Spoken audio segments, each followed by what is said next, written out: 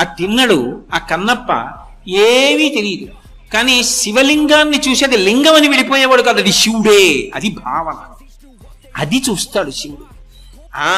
ఏదో లింగం అని వెళ్ళిపోతున్నాడా, కాదు శివుడని ఒళ్ళు దగ్గర పెట్టుకుంటున్నాడా, అక్కడికి వెళ్ళి నువ్వు అనవసరపు మాటలు మాట్లాడకుండా ఉంటే అదే గౌరవం. అది శివుడైనప్పుడు నీ పాండిత్యం అక్కడ ప్రదర్శించుకో. నువ్వు మౌనంగా ఉంటే చాలు, వచ్చిన వాడిని మౌనంగా ఉండనిస్తే చాలు, నువ్వు ఎక్కువ అక్కడ మాట్లాడకూడదు. అది మర్యాద. శివుడు అక్కడ కూర్చుంటే నువ్వెందుకు మాట్లాడడం? కాబట్టి శివుడే కూర్చున్నాడన్న భావనతో ఎవరు నిలబడ్డాడో వాడిని అనుగ్రహిస్తాడు. అశుతోషుడు ఆయన్ని చూశాడు కన్నప్ప.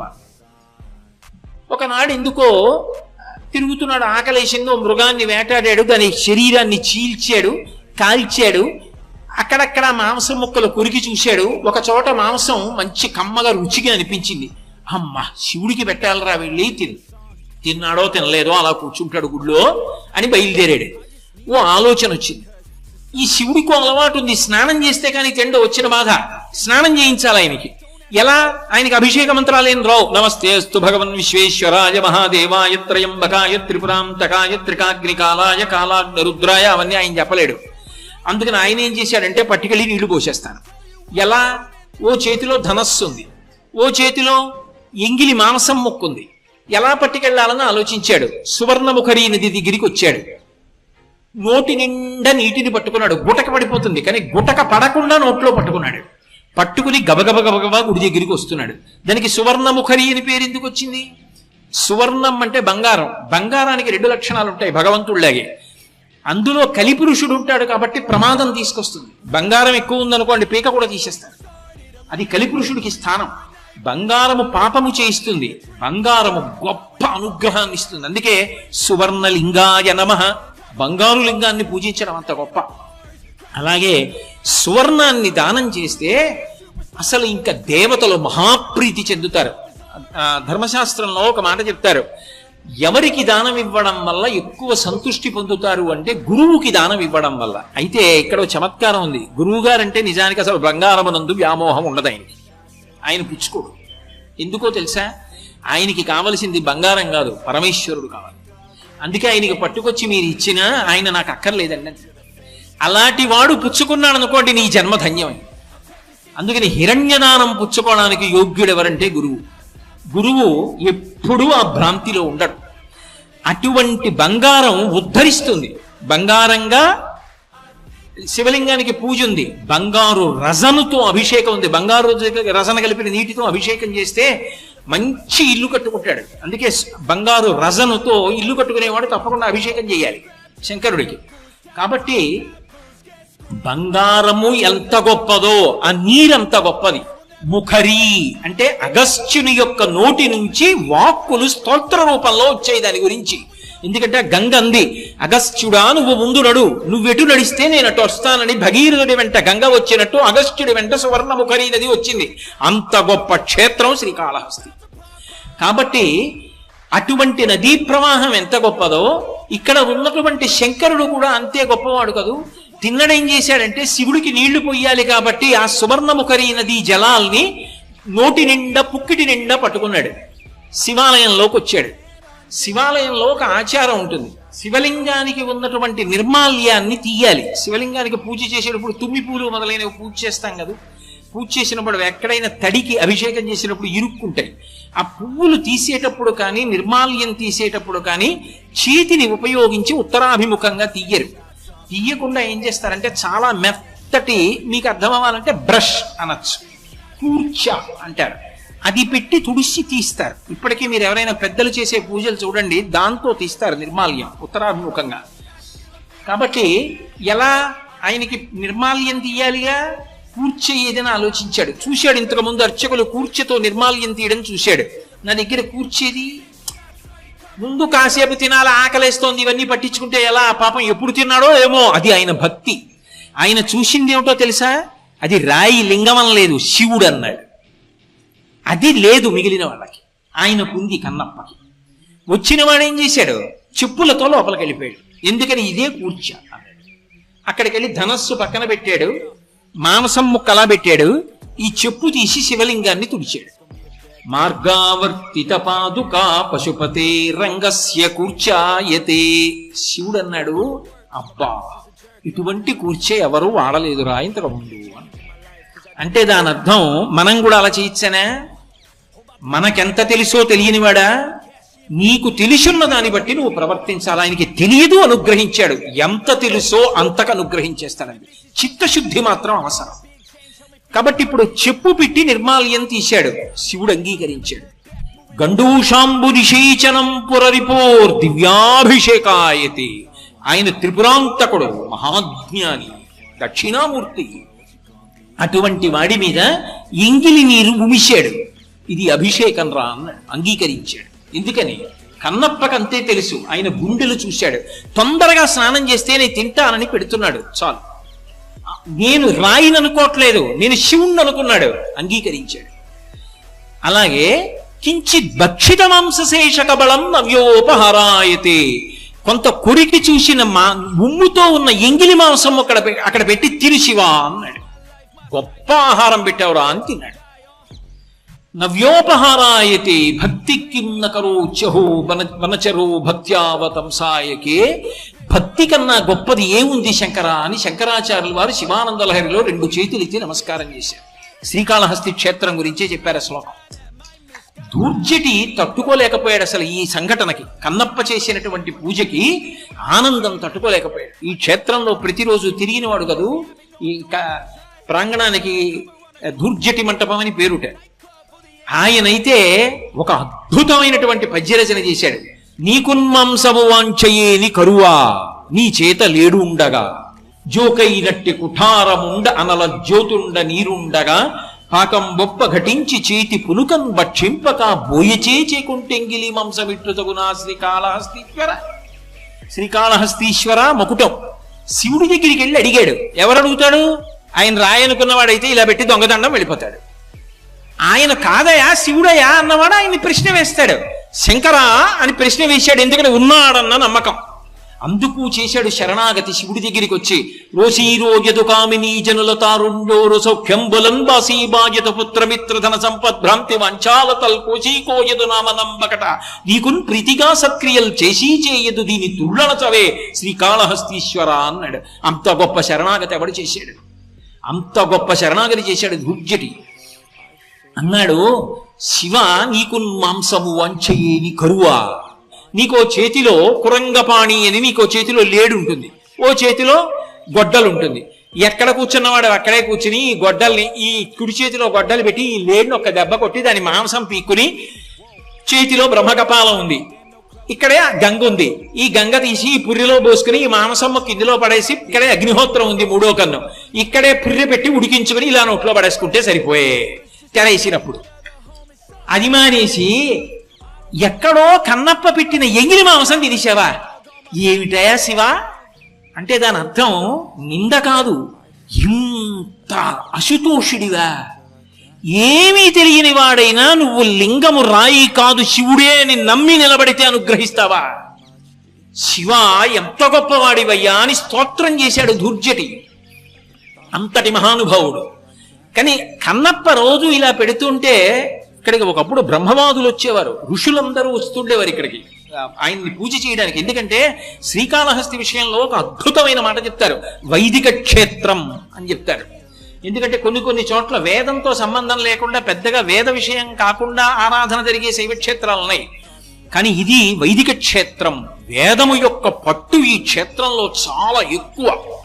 అటువంటి క్షేత్రం. ఎందుకని సాక్షాత్ దక్షిణామూర్తిగా వెలిసి ఇక్కడ బ్రహ్మజ్ఞానాన్ని ఇచ్చాడు, అగస్త్యులకి సుఖమహర్షికి ఇచ్చాడు ఇక్కడ. కాబట్టి అటువంటి వాడివి శివ, అశుతోషుడివి, చాలా తేలిగ్గా అనుగ్రహిస్తావు. కానీ మిగిలిన వాళ్ళు భ్రాంతికి లోనయ్యారు. ఎక్కడ దొరికాడు రా ఈ కన్నప్ప?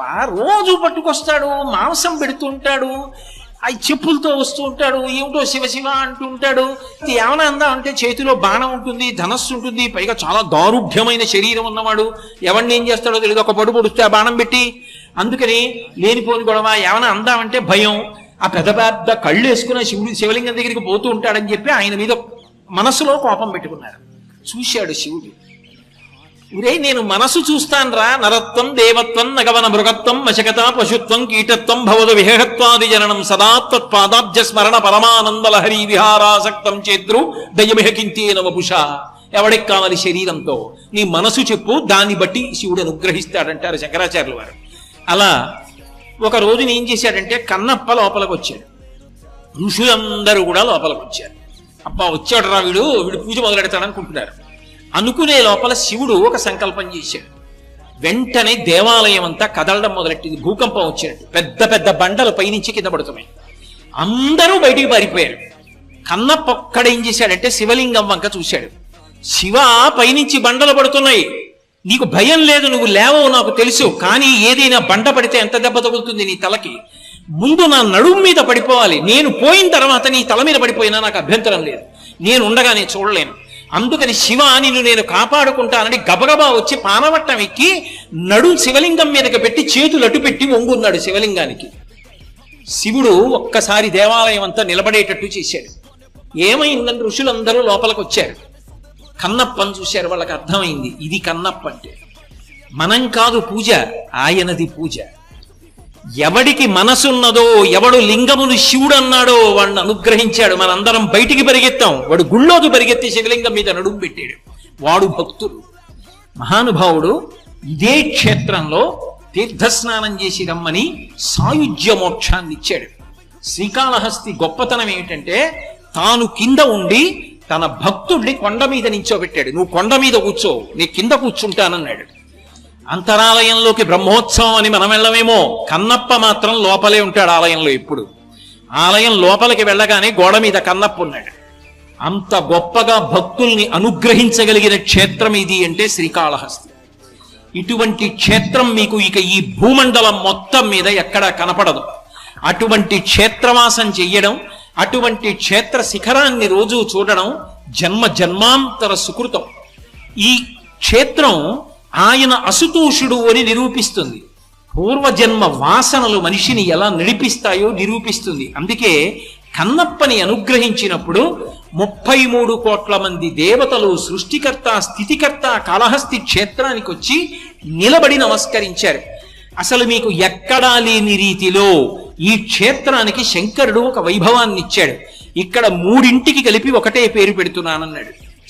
శివలింగమునకు శ్రీకాళహస్తి. అందుకే ఆ శివలింగమునందే ఏనుగు యొక్క దంతములు, సాలెపురుగు, పాము కనపడతాయి. లింగము శ్రీకాళహస్తి లింగం అంటాం, వాయులింగమైన శ్రీకాళహస్తి లింగం అంటాం. క్షేత్రము శ్రీకాళహస్తి క్షేత్రము అంటాం, కొండ కాళహస్తి కొండ అంటాం. మూడు శ్రీకాళహస్తే. అత్యంత క్లిష్టమైన పునర్జన్మ సంబంధమైనటువంటి విషయములను కోట్ల జన్మలెత్తి తరించవలసిన వాణ్ణి అసుతోషుడై శివుడు ఇక్కడ ఎలా అనుగ్రహిస్తాడో ఈ క్షేత్రం నిరూపణం చేస్తుంటుంది. ఇక్కడ ఒకానొకప్పుడు ఒక సాలెపురుగు ఉండేది. ఆ సాలెపురుగు ఇక్కడికి రావడానికి కూడా పూర్వజన్మ వాసన బలం కారణం. ఒక బ్రాహ్మణ కుటుంబంలో ఆయనకి సత్యహితుడు అని ఒక బ్రాహ్మణుడు, ఆయన తామ్రపర్ణి నదీ తీరంలో ఉండి అనుష్ఠానం చేస్తుండేవాడు, సత్యసఖుడు. అటువంటి బ్రాహ్మణుడికి ఒక కొడుకు పుట్టాడు. ఆయన ఎంతో కష్టపడి ఆ కొడుకుని పెంచి పెద్ద చేసి వేదం మొదలైనవి నేర్పాడు. బుద్ధి కర్మానుసారిణి. ఆయనకి అవైదికమైన జీవనం మీద అనురక్తి కలిగింది. ఒకప్పుడు త్వజ యజ్ఞోపవీతంతే ముండయిత్వా శిరస్తథా. ఆయన శిఖ తీసేశాడు. శిఖ తీసేసి శిరస్సంతా ముండనం చేయించేసుకుని యజ్ఞోపవీతం చేసి గాలికి విసిరేసి ఇప్పుడు తను బ్రాహ్మణుడని ఎవరు గుర్తుపట్టారు. యథేచ్ఛగా జీవించచ్చు, భోగం అనుభవించచ్చు అని వెళ్ళిపోయి కొంకణ దేశాన్ని చేరుకున్నాడు. అక్కడ యథేచ్ఛగా భోగం అనుభవిస్తూ జీవితం గడుపుతున్నాడు. ఎందుకో ఆయన మనసు చంచలమైంది కదూ. అనురక్తి బట్టలు నేసేటటువంటి సాలెవారి యొక్క జీవితం మీద నిలబడింది. అక్కడికి వెళ్ళి చాలా అనురక్తితో పనిచేయడం మొదలుపెట్టాడు. చూశాడు పాటలుడు అని ఒక సాలెవాడు. ఆయన చూసి పిల్లవాడు ఎవరో తెలియదు, అనాథ, ఎక్కడి నుంచి వచ్చాడో తెలియదు, ఈ పిల్లవాడిని నేను పెంచుకుంటానని కొడుకుగా స్వీకరించి కురంగుడు అని పేరు పెట్టి ఆ పిల్లవాడిని దగ్గరికి తీసుకుని పెంచి పెద్ద చేశాడు. ఈ పిల్లవాడు పెద్దవాడు అయ్యాడు. ఆయనకు అలవాటు వచ్చింది, శివభక్తి ఏర్పడింది. ఓ బ్రాహ్మణుల్ని తీసుకొచ్చేవాడు, దానాలు చేస్తుండేవాడు, శివ పూజలు చేస్తుండేవాడు, మంటపాలు కడుతుండేవాడు, అగ్రహారాలు నిర్మాణం చేస్తుండేవాడు, మణులతో పూజ చేసేవాడు, వస్త్రదానం చేసేవాడు, ఇన్ని చేసేవాడు. భక్తి అన్న మాటకు అర్థం ఉద్ధాన పతనాలు ఉంటాయి. ఒకసారి ఏర్పడుతుంది, ఒకసారి పోతూ ఉంటుంది. నిలబడడం ఈశ్వరానుగ్రహం మీద ఉంటుంది. అంత తేలికేం కాదది. అందుకే మళ్ళీ పతనం వచ్చింది. అకస్మాత్తుగా వృద్ధాప్యం వచ్చిన తర్వాత లుబ్ధత్వం వచ్చింది. ఇవన్నీ ఏమిటి, దానాలు ఏమిటి, ధర్మాలు ఏమిటి, పూజలు ఏమిటి అని చెప్పి అన్నీ మానేశాడు. అన్నీ మానేసి ఇస్తానని మాట ఇచ్చినటువంటివి కూడా బ్రాహ్మణులకు ఇవ్వడం మానేశాడు. అంటే చేసిన ప్రతిజ్ఞకి భంగం చేశాడు. ప్రతిజ్ఞాభంగం చేస్తే కృతఘ్నుడు అంటారు. కృతఘ్నో నాస్తి నిష్కృతి అని ధర్మశాస్త్రం. కృతఘ్నుడికి నిష్కృతి ఉండదు. ఇప్పుడు అంతంత పెద్ద పాపాలు ఆయన ఖాతాలో పడ్డాయి. ఆఖరణ ఆయనకి అంత్యకాలం సమీపించింది. ఇక కొంచెం సేపట్లో ప్రాణం పోతుంది. ఏమి ఈశ్వరానుగ్రహమో, ఒక వృద్ధ బ్రాహ్మణుడు వచ్చాడు. అయా, నువ్వు చాలా ధనవంతుడమైనటువంటి శాలెవాడివి. నేను పరమశివుడికి ఓ వస్త్రం సమర్పించుకుంటానని మొక్కుకున్నాను. ఏమిటో నా కటిక పేదరికం సమర్పించలేకపోయాను. ఒక్క పంచెల చాపివ్వయా, శివుడికి సమర్పిస్తానన్నాడు. ఎప్పుడో హిత పూర్వం చేసిన దానాలు గుర్తొచ్చాయి. శరీరం నీరసపడిపోయిందని ఓ పంచెల చాపిచ్చి బ్రాహ్మణుడికి శివుడికి అన్నాడు. ఆఖరి స్మరణ సాలెవాడిగా ఆ బట్టలు నెయ్యడం, శివభక్తి, శివుడికి తాను చేసిన సేవలు దాని మీద నిలబడింది. అలా నిలబడి ఉండగా ప్రాణోత్క్రమణం అయిపోయింది. ఆఖరి తలంపు ఏదో అది పునర్జన్మకి హేతు అవ్వాలి. వాసనా బలం తరువుకొస్తుంది. ఇప్పుడు పరమేశ్వరుడు పాపపుణ్యములను బేరీజు వేశాడు. ఎన్నో తప్పులు చేశావు, బ్రాహ్మణ కుటుంబంలో పుట్టావు, వేదములు విస్మరించావు, శిఖాపరిత్యాగం చేశావు, యజ్ఞోపవీతం వదిలేశావు, ఎక్కడో పెరిగావు, కొన్నాళ్లు దానాలు చేశావు, కొన్నాళ్లు మళ్ళీ పతనం పొందావు. చిట్ట చివర మాత్రం బట్ట ఇస్తూ నా కోసమని ఆ బట్ట అల్లడం గురించి ఆలోచిస్తూ వెళ్ళిపోయావు. పాపం పుణ్యం కూడా అనుభవించడానికి ఆ భక్తితో నన్ను సేవిస్తావు. చేసిన పాపానికి విషం కలిగినటువంటి సాలెపురుగుగా పుడతావన్నాడు. సాలెపురుగుగా పుట్టాడు. అతి తేలికగా తరించిపోవాలి అంటే శ్రీకాళహస్తి ప్రవేశమే మార్గం. అందుకని గజారణ్యంలో పుట్టాడు. ఇక్కడికి వచ్చి పుట్టాడు. పుట్టినవాడు వెతుక్కుంటూ వెతుక్కుంటూ శివుణ్ణి అంతరాలయంలోకి వెళ్ళాడు. ఇప్పుడు ప్రతిరోజు ఏం చేసేవాడంటే, ఆ రోజుల్లో ఇంత ఎద్దడి లేదు, పెద్ద భక్తులు లేరులే, ఎవరు వచ్చేవాళ్ళు లేరనేటప్పటికీ మనసులో పూజ చేసేవాడు. అందుకే దూర్జటి ఒక గంభీరమైన మాట అంటాడు. ఏ వేదంబు పఠించే లూత భుజగం వేశాస్త్రములు సూచే తానే విద్యాభ్యాసమునర్చె కరి చించే మంత్రమూహించే బోధావిర్భావ నిదానముల్ చదువులయ్యా కాదు నీ పాద సంసేవాసక్తియ కాక చింతుత చికిన్ శ్రీకాళహస్తీశ్వర. ఆ పూర్వజన్మ వాసన బలం ఉంది. సాలెపురుగుగా ఊహించాడు మనసులో. నేను ఈ శివుడికి మణిమంటపాలు కడితే చాలాసేపు మానస పూజ చేసేవాడు.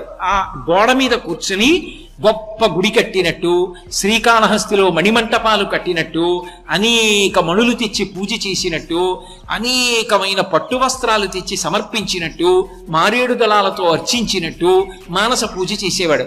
చిట్ట చివర సాలెవాడిగా సంస్కారం ఉండిపోయింది కదా, స్వామికి నేను అద్భుతమైనటువంటి జిగిజిగేలుమనే బట్ట అల్లుతానన్నాడు. తన నోట్లోంచి ఊర్ణనాభి అంటారు, ఊరుతుంది. ఆ ఊరిన జిగురుతో గూడు కట్టేవాడు. ఇలా గూడు కట్టేవాడు. ఆ గూడు వంక చూసుకునేవాడు, మురిసిపోయేవాడు. ఆ గూడు పైనుంచి చూసేవాడు. సాలెగూట్లో ఎవరు కూర్చుంటారో ఆయనే కూర్చోవాలి. దాని మీద పరిగెత్తడం కూడా సాలెపురిగా పరిగెడుతుంది. అన్ని వైపుల నుంచి చూసుకుని ఎంత బాగా కట్టానో నా స్వామికని పొంగిపోయేవాడు. తనకి ఉన్న గొప్ప ప్రావీణ్యత ఏది ఉందో అది భగవత్పరం చేశాడు. శంకరుడు చూశాడు. ఇందులో వైక్లభ్యం వస్తే ఏం చేస్తాడు చూసి, ఇక్కడ వాయులింగం దీపంగా కదు ఉంటుంది, కదులుతూ ఉంటుంది. అది ఒకసారి భగ్గున పైకి లేచింది మంట. లేచి అప్పుడే కట్టి చూస్తున్నాడు. ఆ సాలెగూటిని అంటుకుని భగభగ భగ మండిపోతున్నాడు. అది తట్టుకోలేకపోయింది ఆ సాలె. శివ, నేను తట్టుకోలేను. నేను కట్టిన గూడు నేను చూడకముందే నీకు చేసిన సేవ దగ్ధమైంది. నేను తట్టుకోలేదని మంటలో పడి చచ్చిపోయాడు. చనిపోగానే శంకరుడు ప్రత్యక్షమై సాలెపురుగుకి ఇక్కడ స్తోత్రం చేసే అధికారం ఇచ్చాడు. ఇప్పటికీ పెద్దలు ఒక మాట చెప్తారు, ఆ స్తోత్రాన్ని చదివితే శివానుగ్రహం కలుగుతుంది శ్రీకాళహస్తిలో. అటువంటి అది వచనంలో కూడా చదవచ్చు. ఆ స్తోత్రం చేశాడు. ఆ స్తోత్రం చేసిన తరువాత సమస్త దేవతల యొక్క సమక్షంలో ఆయనకి సామీప్య మోక్షాన్ని అనుగ్రహించాడు. అనుగ్రహించి ఇక పైన నీ పేరు శ్రీకారముతో, శ్రీలో చకార రకార ఈకారములు ఉంటాయి. కాళహస్తీశ్వరుడు దేని చేత ప్రసన్నుడై అనుగ్రహిస్తాడు అంటే ప్రతి వారికి ఏదో ఒక విభూతినిస్తాడు. ఒకడు పాట పాడతాడు, ఒకడు అధికారంలో ఉంటాడు, ఒకడు బాగా మాట్లాడతాడు, ఒకడికి కవిత్వం వచ్చు, ఒకడికి బొమ్మ గీయడం వచ్చు, ఒకడికి పల్లకీ పట్టుకోవడం వచ్చు, ఏమీ రాని వాడికి కనీసం గుడి తుడవడం వచ్చు. నీకు ఏది భగవంతుడిచ్చాడో దాన్ని నిస్వార్థంగా భగవత్పరం చెయ్యగలవా, ప్రతిఫలం ఆశించకుండా? అలా చెయ్యగలిగిన వాడైతే సాలెపురుగును అనుగ్రహించినట్టు అనుగ్రహిస్తాడు. అది శ్రీ. సాలెపురుగు గూడు వల్ల కలిగిన శక్తి శివుడికి సమర్పించింది. నువ్వు అలా నువ్వు కూడా చేయగలవా? కనీసం కొంతలో కొంత సమాజ హితము కొరకు ప్రవర్తించగలవా నీకు ఇచ్చిన విభూతితో? అది శివానుగ్రహానికి కారణం. అందుకే సాలెపురుగు అంతరంగాన్ని చూసి తనకున్న విభూతిని శివునికి సమర్పించింది కాబట్టి విశ్వమునందు విశ్వనాథుణ్ణి చూసి నువ్వు అలా లోకములకు సమర్పించగలిగితే నిన్ననుగ్రహించడానికి కూడా పరమేశ్వరుడు ఎల్లకాలములయందు సిద్ధంగా ఉంటాడు. అటువంటి క్షేత్రంలో సాలెపురుగును అనుగ్రహించాడు. అనుగ్రహించడం కాదు, అది పక్కనే సాయుధ్య మోక్షం కాబట్టి ఇక పైన నా లింగంలోనే నువ్వు కనపడుతుంటావు. అందుకే ఇప్పటికీ లింగంలో సాలెపురుగు కనపడుతుంది, ఎక్కడ ఇవ్వాల. అందుకే ఆయన అనుగ్రహించినప్పుడల్లా ఇక్కడికి దేవతలందరూ వస్తారు. 33 కోట్ల మంది దేవతలు బ్రహ్మ విష్ణువాదులతో వచ్చి నిలబడతారట. అంతటి క్షేత్రం ఇక ఈ భూమండలమునందు లేదు లేదు లేదు. అందుకే దీనికి కాశీతో పోలిక లేదు. దక్షిణ కైలాసం ఇది శివుని యొక్క ఆవాస భూమి. అంత గొప్ప క్షేత్రం. నా జీవితంలో నేను ఎప్పుడు అనుకుంటుంటా, కనీసం ఒక్క వారం రోజులు ఈ శ్రీకాళహస్తి వెళ్ళి ఉండి ఎన్నో చూడాలని కోరిక ఇక్కడ నాకు. అవన్నీ నేను చూడాలి, గిరి ప్రదక్షిణం చెయ్యాలి అని కోరుకుంటుంటాను.